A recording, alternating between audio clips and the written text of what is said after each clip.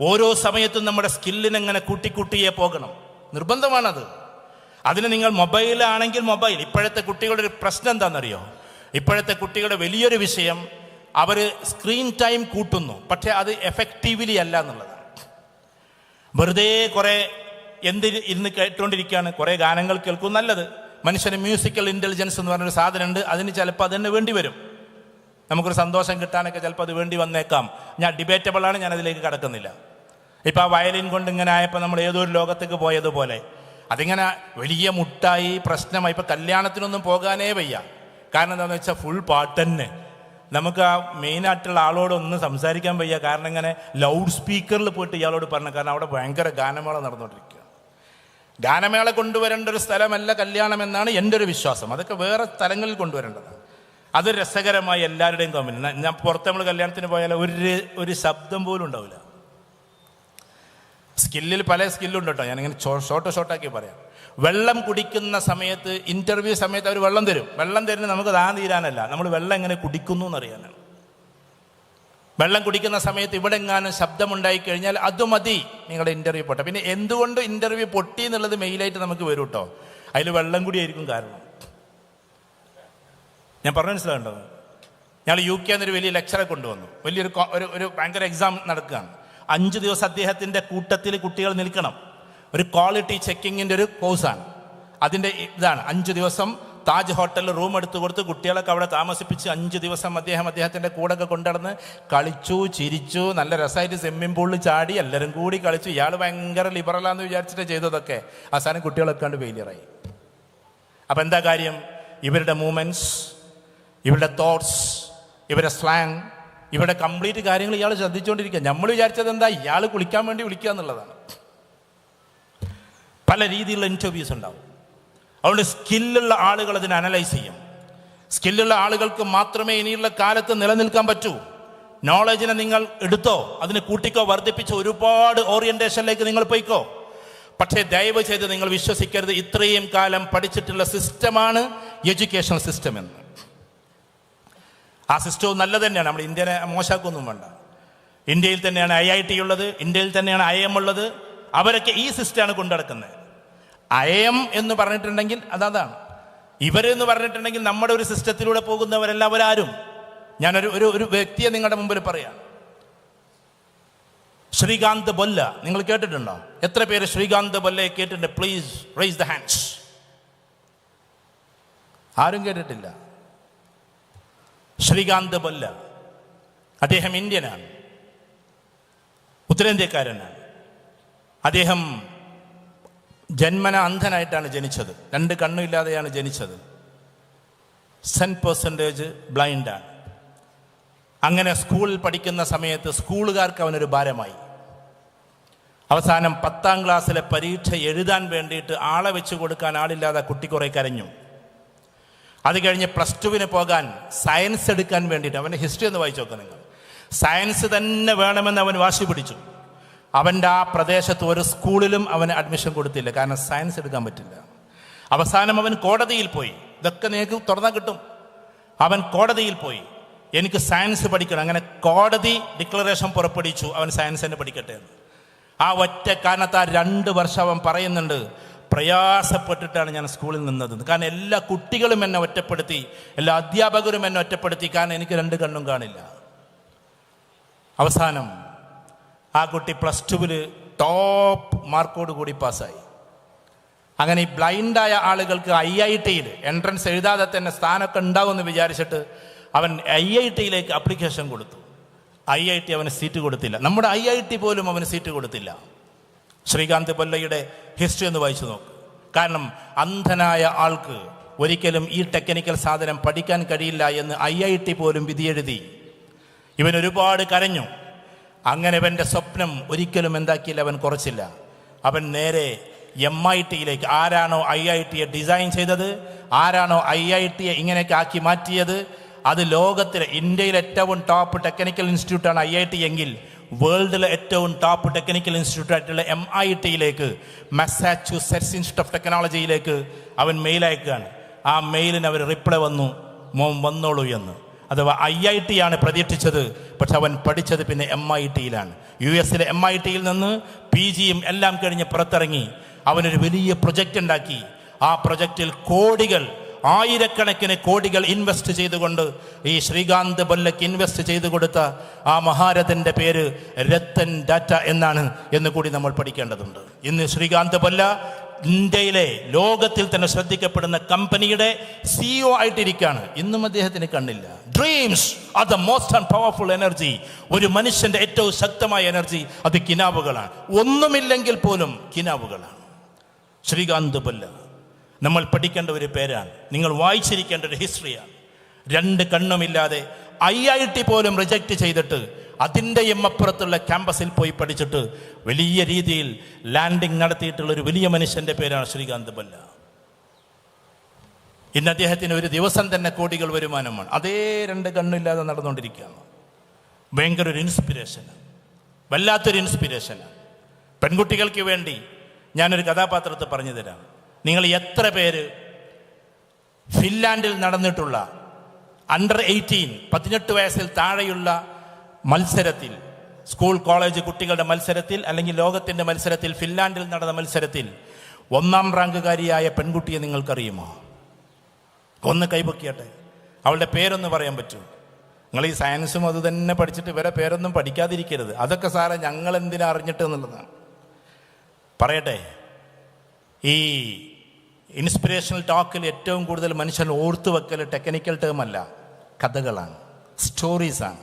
ശ്രീകാന്ത് ബൊല്ലയുടെ പേര് നിങ്ങൾ മറന്നാലും ആ സ്റ്റോറി നിങ്ങൾ മറക്കില്ല. അതിൻ്റെ ഇടയിൽ ഞാൻ പ്രസംഗിച്ചതൊക്കെ നിങ്ങൾ മറന്നു. കാരണം ഒന്ന് ഇൻ്റലക്ച്വലാണ്, മറ്റൊന്ന് ഇമോഷണലാണ്. സ്പീച്ചിൽ എപ്പോഴും ഇമോഷണലാണ് എപ്പോഴും ടോപ്പായി നിൽക്കുക. ആരെങ്കിലും ഭാവിയിൽ പ്രഭാഷകരാകാൻ, ഞാൻ വലിയ പ്രഭാഷകനായിട്ട് പറയല്ല കേട്ടോ, ആകണമെങ്കിൽ അതിൽ സ്റ്റോറീസ് കയറ്റണം, ഇമോഷൻസ് സംസാരിക്കണം. ഇമോഷണലി ഇപ്പോൾ ലോകത്തിൽ പ്രവാചകന്മാർ, ആചാര്യന്മാർ കഴിഞ്ഞാൽ ഏറ്റവും ടോപ്പായി നിൽക്കുന്ന 4 ആളുകളുണ്ട്. പ്രഭാഷണ കലയിലെ 4 ചക്രവർത്തിമാർ. ഒന്ന് മക്ക് ആന്റണിയാണ്. മക്ക് ആന്റണി പ്രവാചകനേക്കാളും കുറേ വർഷങ്ങൾക്ക് മുമ്പ് വന്നുപോയ ആളാണ്. നിങ്ങൾ വിചാരിക്കും ആകെ 10-600 കൊല്ലമായിട്ടുള്ള മാർക്ക് ആന്റണി വന്നുവിട്ട്. ഞാൻ അദ്ദേഹത്തിൻ്റെ ഖബർഗേഹത്തിൽ പോയിട്ടുണ്ട്. മക്ക് ആന്റണിയുടെ ലോകം സല്യൂട്ട് ചെയ്ത മഹാമനുഷ്യനാണ് മക്ക് ആന്റണി. മക്ക് ആന്റണി ജനിച്ചത് BC-യിലാണ്, ബിഫോർ ക്രൈസ്റ്റ്. ക്രിസ്തുദേവനേക്കാൾ മുമ്പ് വന്ന ആളുടെ പേരാണ് മക്ക് ആന്റണി. നിങ്ങൾക്ക് സെർച്ച് ചെയ്യാം. ഈ മക്ക് ആന്റണി ജൂലിയസ് സീസർ എന്ന് പറയുന്ന രാജാവിനെ ബ്രൂട്ടസ് കൊന്നിട്ട് അതിമനോഹരമായി ബ്രൂട്ടസ് സുന്ദരമായ പ്രഭാഷണം നടത്തിയിട്ട് കുറ്റിയടിച്ച് നിർത്തി എല്ലാ ജനങ്ങളെയും ബ്രൂട്ടസിന്റെ കൂട്ടത്തിലാക്കി. ആ സമയത്ത് മക്ക് ആന്റണി കടന്നു വരും. സ്കില്ലിനെ കുറിച്ചാണ് ഞാൻ സംസാരിക്കുന്നത്. മാർക്ക് ആന്റണി കടന്നു വരുന്ന സമയത്ത്, നിങ്ങൾ ചിലപ്പോൾ സ്കൂളിലും കോളേജിലും പഠിച്ചിട്ടുണ്ടാവും. മാർക്ക് ആന്റണി കടന്നു വരുമ്പോൾ ബ്രൂട്ടസ് കൈ ചൂണ്ടിക്കൊണ്ട് പറയാണ്, ഇനി ആന്റണി വരുന്നുണ്ട്. കാരണം ആന്റണി ഭയങ്കര പ്രഭാഷകനാണെന്ന് ബ്രൂട്ടസിന് അറിയാം. താൻ പ്രസംഗിച്ചതൊക്കെ മലർത്തിയടിച്ച് ഇടുമോ എന്നുള്ള പേടിയിലാണ്. അതിൽ അവസാനത്തെ കുറ്റിയും ആണിയും തറക്കുകയാണ്. ഇനി ആന്റണി വരുന്നുണ്ട്. ആന്റണി സംസാരിക്കും, എൻ്റെ വേദനകളെ അവൻ്റെ നാക്കിലൂടെ. ഷേക്സ്പിയർ സുന്ദരമായി എഴുതി വെച്ചിട്ടുണ്ടത്. ആന്റണി സംസാരിക്കും ഇനി നിങ്ങളോട്, എൻ്റെ വേദനകളെ അവൻ്റെ നാക്കിലൂടെ എന്ന് പറഞ്ഞാൽ അവൻ പറഞ്ഞതൊക്കെ എനിക്ക് പറയാനുള്ളതാണെന്ന് അർത്ഥം. പ്രയോഗം അതാണ്. എത്ര സ്കിൽഡായിട്ടുള്ളൊരു വാക്ക്. ഇനി ഈ സ്കില്ലിനും തകർത്തിട്ട് വേണം ആന്റണിക്ക് സംസാരിക്കാൻ. ആന്റണി സംസാരിച്ച് അവസാനം ആകെ കുറച്ച് നേരെ സംസാരമുള്ളൂ. നിങ്ങൾക്ക് ഓർമ്മയില്ലേ, നിങ്ങളുടെ കുഞ്ഞുങ്ങളുടെ കയ്യും പിടിച്ചുകൊണ്ട് ദാ ജൂലിയസ് സീസർ ഈ നഗരത്തിലൂടെ കടന്നു പോയത്, അവരുടെ കണ്ണുനീരൊപ്പിയത്. എന്നിട്ടും ഞാൻ ആ ജൂലിയസ് സീസറെ തള്ളി പറയുന്നു, because Brutus is great. Brutus വലിയ മഹാനാണ്. അപ്പം ജനങ്ങൾക്ക് ഇങ്ങനെ സംശയം വരാം, ബ്രൂട്ടസിനെ ഗ്രേറ്റ് ആക്കുകയും ഇതിനെങ്ങനെ ആക്കുകയും ചെയ്യും. എത്ര വലിയ സ്കില്ലാ ചെയ്തതെന്നറിയാം. ഒരു 10,000-കണക്കിന് ആളുകളെ തൻ്റെ നാക്കിൻ തുമ്പിലൂടെ എടുത്തിട്ട് മറിക്കുകയാണ് ഒരു മനുഷ്യൻ. ലോകത്തിൽ ഏറ്റവും കൂടുതൽ ചർച്ച ചെയ്യപ്പെട്ട പ്രഭാഷണമാണ് മക്ക് ആന്റണി സ്പീച്ച്. ഒരാൾ നന്നായിട്ട് പ്രസംഗിച്ചാൽ അത്യാവശ്യം ഇംഗ്ലീഷ് അറിയുന്ന ആൾക്കാർ പറയാ ആന്റണി സ്പീച്ച് എന്നാണ്. മാർക്ക് ആന്റണി സ്പീച്ച് എന്നാണ്. മാർക്ക് ആന്റണി പറഞ്ഞ മാതിരിയായി മൂപ്പരുടെ പ്രസംഗം എന്നാണ്. മക്ക് ആന്റണി കടന്നു വരുന്നു, എന്നിട്ട് സുന്ദരമായി പ്രസംഗം തുടങ്ങും. സ്കില്ലാണ്. ഈ കണ്ട മനുഷ്യരെ മുഴുവൻ എടുത്തെറിയാനുള്ള സ്കില്ല്. വർഷം എത്ര? BC തൊട്ട് മുമ്പ്, BC 10 or 8 നിങ്ങൾ സെർച്ച് ചെയ്താൽ മനസ്സിലാവും. എന്ന് പറഞ്ഞാൽ യേശു ക്രിസ്തു വരുന്നതിനെയും മുമ്പാണ് മക്ക് ആന്റണിയുടെ കാലം. ഈ മക്ക് ആന്റണി സംസാരിച്ച് തുടങ്ങുകയാണ്. എന്നിട്ട് പറഞ്ഞ് തൻ്റെ 7 or 8 പ്രാവശ്യം അദ്ദേഹം പറയുന്നുണ്ട്, ബ്രൂട്ടസ് ഈസ് ഗ്രേറ്റ്. ആരാ? ബ്രൂട്ടസ് ക്രൂരനാണ്. കാരണം മാർക്ക് ആന്റണിനെ ജൂലിയസ് സീസറെ കൊന്നിട്ടേ വന്നിട്ടുള്ളേ. എന്നിട്ട് പറയാണ് അവിടെ മാർക്ക് ആന്റണി, സോറി കഥ പറയാനല്ല കേട്ടോ, നിങ്ങൾ സ്കില്ലിനെ കുറിച്ച് മനസ്സിലാക്കാനാണ്. ബ്രൂട്ടസിനേക്കാൾ വലിയ സ്കില്ല്. ബ്രൂട്ടസ് പറഞ്ഞ വാക്കെന്താ? ബ്രൂട്ടസ് പറഞ്ഞ വാക്കെന്തെന്ന് വെച്ചിട്ട്, ഞാൻ കൊന്നു ഈ മനുഷ്യനെ. ജഡ അവിടെ ഇട്ടിട്ടായി പറഞ്ഞത്, ഞാൻ കൊന്നു ജൂലിയസ് സീസറെ, എനിക്ക് വേണ്ടിയിട്ടല്ല, നിങ്ങൾക്ക് വേണ്ടി, ഓൺലി ഫോർ യു, നിങ്ങൾക്ക് വേണ്ടിയാ ഞാൻ കൊന്നു. എനിക്ക് സങ്കടമുണ്ട്, ടോട്ടലി സോറോഡ്, ഞാൻ അങ്ങേയറ്റത്തെ സങ്കടക്കാരനാണ്. പക്ഷേ ഞാനൊന്നും പറയുന്നില്ല, കാരണം എൻ്റെ പ്രിയപ്പെട്ട കൂട്ടുകാരനെ ഞാൻ കൊന്നത് നിങ്ങൾക്ക് വേണ്ടിയിട്ടാണ്. ഇത് പറഞ്ഞ ആൾക്കാരോട് പിന്നെ എന്ത് പറയാനാണ്? പക്ഷെ എന്നിട്ടും പറഞ്ഞു, ആ മലയുടെ മുകളിൽ കൊണ്ടുപോയി കഠാര കൊണ്ട് ആഞ്ഞാഞ്ഞ് കുത്തുമ്പോ ഷർട്ടിൽ പിടിച്ചുകൊണ്ട്, അത് തൻ്റെ വസ്ത്രത്തിൽ പിടിച്ചുകൊണ്ട് ബ്രൂട്ടസിനോട് ചോദിച്ച ഒരു ചോദ്യമുണ്ട്. യു ടു ബ്രൂട്ടസ്, നീ ഇതും അത് ചെയ്തോ ബ്രൂട്ടസ് എന്ന് നമ്മുടെ ഈ സീസർ ചോദിച്ചു. എന്നിട്ടും ഞാൻ സീസറിനെ തള്ളി പറയുന്നു, because Brutus is great. Antony പറഞ്ഞത് മുഴുവൻ പൊക്കി പറയലൊക്കെ ജൂലിയസ് സീസറേയും, എന്നിട്ട് വാക്കിന് വെറുതെ ഇങ്ങനെ പറയും, Brutus is great, Brutus is great. അവസാനം കൊണ്ടുപോയി ആ പീക്കിൽ കൊണ്ടുപോയിട്ട് ബ്രൂട്ടസിനെ കസറി അങ്ങോട്ട് എറിയാണ്. അത് നിങ്ങൾ ഷേക്സ്പിയറിനെ തന്നെ വായിക്കണം. അതിനാണ് ഈ ഷേക്സ്പിയറൊക്കെ. നിങ്ങൾ വിചാരിച്ച് ഷേക്സ്പിയർ ഒന്നും ഞങ്ങൾക്ക് പഠിക്കാനില്ല, ഞങ്ങൾക്ക് പഠിക്കാനുള്ള സയൻസാണ്, അലൈൻഡ് സയൻസാണ്. ഈ ലിറ്ററേച്ചറൊക്കെ പഠിച്ച് ഇത്രയൊക്കെ കുറച്ച് കാര്യങ്ങളൊക്കെ വായിക്കുമ്പോഴേ ജനങ്ങളിലേക്കൊന്നും ഇറങ്ങാൻ പറ്റുള്ളൂ. അല്ലെങ്കിൽ വെറും ഓഫീസിൽ ഇരുന്നിട്ട് കമ്പ്യൂട്ടറിൽ ഇങ്ങനെ കാര്യം ചെയ്യേണ്ടി വരും. ഒരു സ്കില്ലായിരുന്നു അത്. ഇങ്ങനെ ലോകത്തിൽ ഓരോ ആളുകളും 10ാം ക്ലാസ്സിലെ ഓട്ട മത്സരത്തിൽ, 9ാം ക്ലാസ്സിൽ പഠിക്കുമ്പോൾ ഓട്ട മത്സരത്തിന് പോകുന്ന ഒരു പെൺകുട്ടി. ആ പെൺകുട്ടി സ്കൂളിലെ ഓട്ട മത്സരങ്ങൾ നടക്കുന്ന ജില്ലയിലെ പ്രോഗ്രാമിന് പോവാൻ, ജില്ലയിൽ ഫസ്റ്റ്. അന്ന് വയസ്സെത്ര? ഏകദേശം 14ാമത്തെ വയസ്സ്. അത് കഴിഞ്ഞിട്ട് സ്റ്റേറ്റുകൾ തമ്മിലുള്ള മത്സരം ഇന്ത്യയിൽ. ആ സമയത്ത് വയസ്സെത്ര? വയസ്സ് 15ാം വയസ്സ്. ആ കുട്ടി അന്ന് ആഗ്രഹിച്ചത് സ്റ്റേറ്റുകൾ തമ്മിലുള്ള മത്സരത്തിൽ ഓടുമ്പോഴെങ്കിലും എൻ്റെ കാലിലൊരു അഡിഡാസിൻ്റെ ഷൂ ഉണ്ടാകണമെന്ന്. അഡിഡാസ് എന്ന് പറഞ്ഞാൽ ഓട്ടത്തിൽ ഏറ്റവും നല്ല ഷൂ ഇറക്കുന്ന കമ്പനി ആയതുകൊണ്ടാണ് അവൾ അത് മോഹിച്ചത്. അങ്ങനെ ഫിലയും പല കാര്യങ്ങളുണ്ട്. അഡിഡാസിൻ്റെ ഷൂ വേണമെന്ന് ആഗ്രഹിച്ചു. പാവം കർഷകനായ അച്ഛനോട് എനിക്കത് വാങ്ങിച്ചു തരണമെന്ന് പറഞ്ഞു. അച്ഛൻ കടയിൽ പോയി ചോദിച്ചപ്പോൾ 2000 അല്ല 3000 ചില്ലറ പൈസയാണതിന്. ഏതായിരുന്നാലും ഈ അച്ഛൻ ആകെ അന്ന് സങ്കടപ്പെട്ടു. അച്ഛൻ്റെ കരച്ചിൽ അവൾ കണ്ടു. ഒരു അഡിഡാസിൻ്റെ ഷൂ പോലും വാങ്ങിക്കാനില്ലാതെയാണ് ഓൾ ഇന്ത്യ മത്സരത്തിൽ അവൾ പങ്കെടുത്തത്. എന്നിട്ട് എന്താ ചെയ്തതെന്നറിയോ? അച്ഛൻ പാവം കഷ്ടപ്പെട്ട് പോയിട്ടൊരു വെള്ള ഷൂ വാങ്ങിക്കൊണ്ടുവന്നിട്ടു. കാണാൻ മനോഹരമായ, അധികം വിലയില്ലാത്ത. ഒരു പക്ഷേ ശക്തമായി ഓടുമ്പോൾ ആ ബൂട്ട് തെറിക്കുമായിരിക്കാം. അപ്പം നിങ്ങൾ വിചാരിക്കും വേറെ ആരും വാങ്ങിക്കൊടുത്തില്ലെന്ന്. കാരണം ഇവൾ ആരോടും ഒരു സങ്കടവും പറഞ്ഞിട്ടില്ല. അവളുടെ കഥകളൊന്ന് വായിച്ചു നോക്ക്. അവസാനം അച്ഛൻ വാങ്ങിക്കൊടുത്ത ആ ബൂട്ടിൻ്റെ ചെരുവിൽ അഡിഡാസ് എന്ന് സ്കെച്ച് പേന കൊണ്ട് എഴുതി വെച്ചു. പാവം പെൺകുട്ടിക്ക് ഒരു അഡിഡാസിൻ്റെ ഷൂ വാങ്ങിക്കാനില്ലാതെ ആ പാവം പെൺകുട്ടി ചെയ്തത് അഡിഡാസ് എന്ന് സ്കെച്ച് പേന കൊണ്ട് എഴുതി വെച്ചു. പിന്നീട് തൻ്റെ 17ാമത്തെ വയസ്സിൽ ഇന്തോനേഷ്യയിൽ വെച്ച് നടന്നിട്ടുള്ള മത്സരത്തിൽ അവൾ 1ാം റാങ്കുകാരിയായി.